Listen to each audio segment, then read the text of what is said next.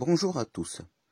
Je vous invite à regarder la vidéo sur la diagonale de Cantor de Science for All que j'ai mis dans la playlist.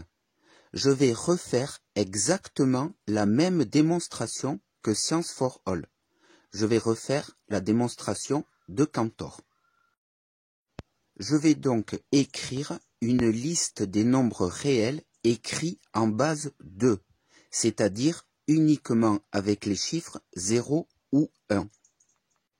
Je n'ai pas les moyens de faire une très longue liste, mais je vous laisse quelques secondes pour vérifier que chaque ligne est différente.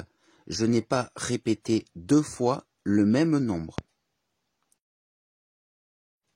Puis, je fais exactement la même démonstration que Science for All. Je prends les chiffres situés sur une diagonale et je transforme tous les 0 en 1 et tous les 1 en 0. J'ai créé le fameux nombre de Cantor. Ce nombre est différent du énième nombre de la liste par son énième chiffre. Donc, ce nombre est différent de tous les nombres de la liste. Donc, la liste ne peut pas contenir ce nombre. J'ai fait exactement la même démonstration que Science for All.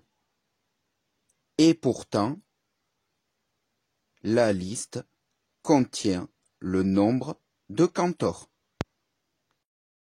Et maintenant, regardez bien, je vais reproduire la même démonstration sur chaque diagonale. Si vous prenez cette diagonale que vous changez tous les 0 en 1 et tous les 1 en 0, vous obtenez ce nombre. Si vous prenez cette diagonale, vous obtenez ce nombre. 0, 0, 1 devient 1, 1, 0.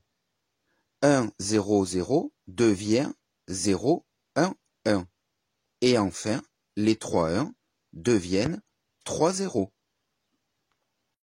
À chaque fois, la liste contient le nombre de Cantor, malgré que Cantor dise l'inverse. À ceux qui disent que je suis un troll et que je n'ai pas compris le raisonnement de Cantor, je réponds, premièrement, j'ai un niveau très élevé en mathématiques. Et deuxièmement, il n'y a pas besoin d'avoir un niveau élevé pour comprendre l'erreur de Cantor, car il s'agit d'une erreur de logique. Je vous remercie à tous et à très vite pour la suite de cette vidéo.